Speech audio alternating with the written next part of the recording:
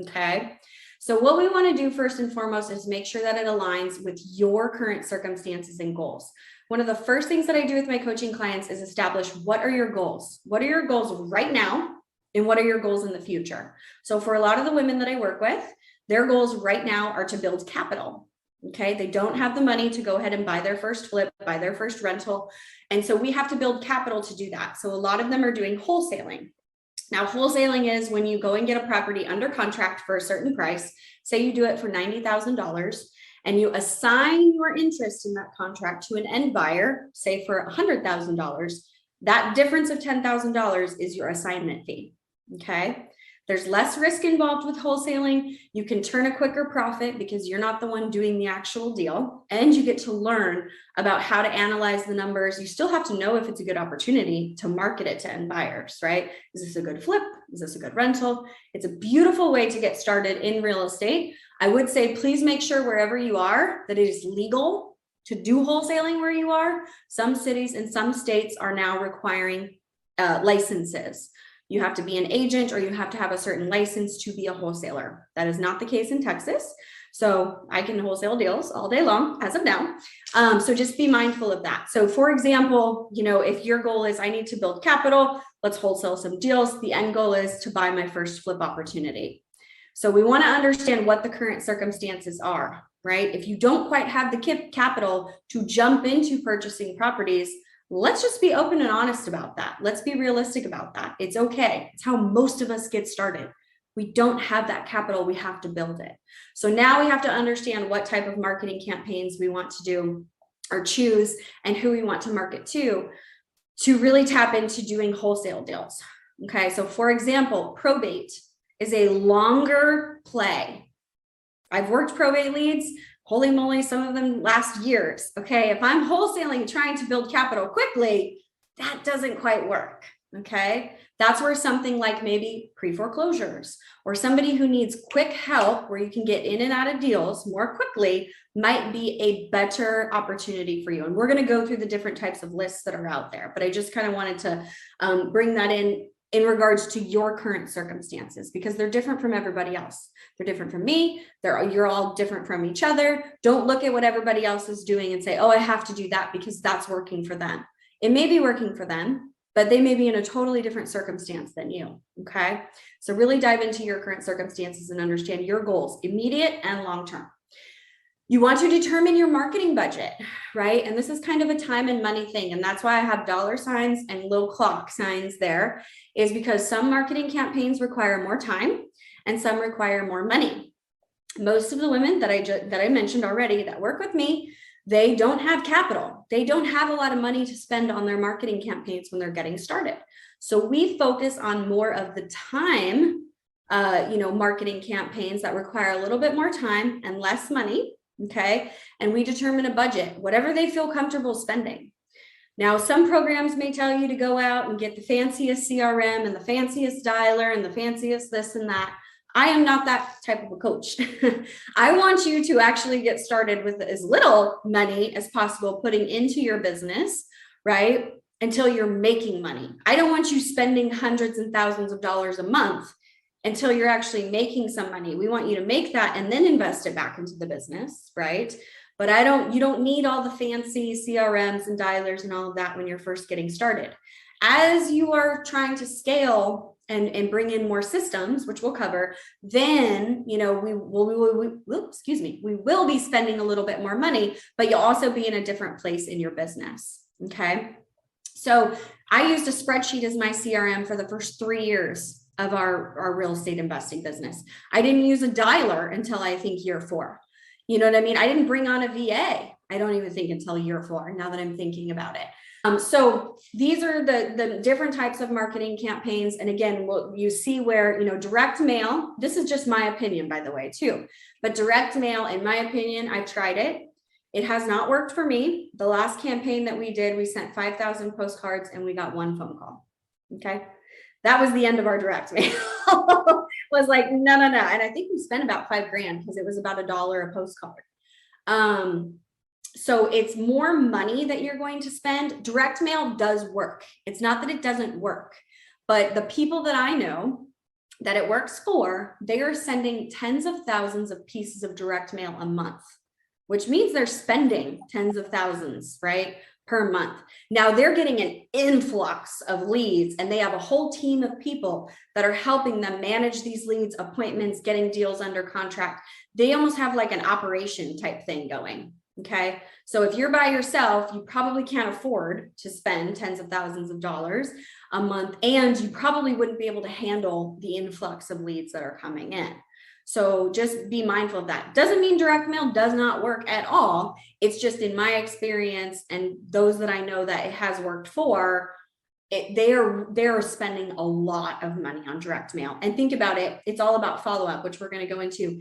It's not just you send the postcard once or the yellow letter once. You send it time and time and time again. I think they say it takes 6 to 9 touches for somebody to go, oh, okay, what's this? Who is this Misty person? Why is she interested in buying my house, right? 6 to 9, okay? Not just one time. Now, does that happen? Yes, where you call them, they're like, oh yeah, I'm interested in selling. But most of the time, they need to see you, get familiar with you. You're almost building rapport with them in your calls, in your letters, in your postcards, in your bandit signs, whatever it is. They need to see it multiple times to get them curious of who is this Misty person, and hey, maybe I am interested in seeing what she has to say, right? So that's a big part of it when you're thinking about the follow-up. Can you afford to send that many postcards, mailers, those sorts of things? Because again, as we go through these, it is a numbers game. It is not multiple campaigns numbers game. It's one marketing campaign. How many yellow letters can you send? How many doors can you knock? I door knocked for about 9 months straight when we moved to Houston. So we started our business in Austin. We wanted to build. It's a little bit more difficult to build in Austin with zoning. So we moved to Houston where there is no zoning.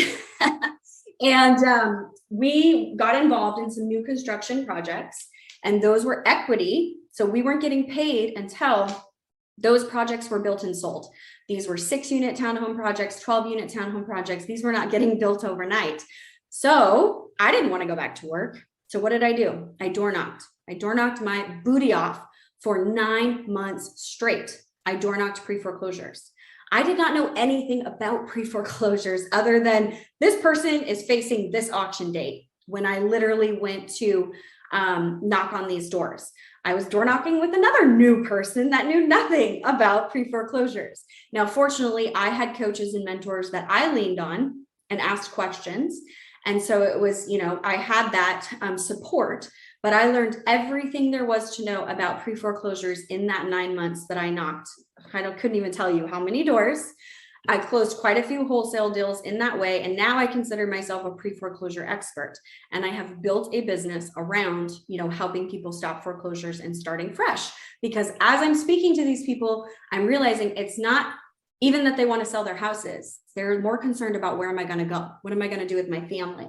Right? And so you get the experience in talking to these sellers and understanding what is it that they need, what, type of support, those sorts of things. And you can separate yourself from the other people. Pre-foreclosures are probably the most competitive list that you can market to, but people chose me over others because I showed empathy, I showed sympathy, I showed support. I wasn't just knocking on their door going, you're about to lose your house. I'm offering you this amount, take it or leave it. Your ass is getting thrown out on the street anyways. That is obviously not my approach. So people would choose me over other people because I was providing more value to them. I could help them with more situations. So door knocking was one of the best marketing campaigns I've done, where I learned the most. And I'm good in front of people. I love people. I'm a people person. So for me, this was not a lot of money, right? We didn't have to spend a lot of money, gas, time, right? It was more time that was spent door knocking. So if this is something you can do, people are back door knocking after COVID. It is happening. So do not use that as an excuse. I will not let you. So I door knocked for 9 months straight. And then I thought, well, I can call more people in an hour, in a day or whatever than I can door knock. So I transitioned over to cold calling. Okay. So I took everything I learned in door knocking and transitioned over to cold calling. Again, this is a more time, you use more time than you do money. When you start bringing in virtual assistants, dialers, fancier CRMs, the cost goes up, obviously, but you can get started. This is how most of my clients start, is door knocking, cold calling are the two campaigns that they start with. So you can absolutely do this without having to spend a bunch of money on systems, right? So cold calling is a great way to get started. I share a lot of the scripts that I've used that work, especially in pre-foreclosures, because again, that's the majority of what my coaching clients are calling, because they are wholesaling. So they need people that have a deadline, right?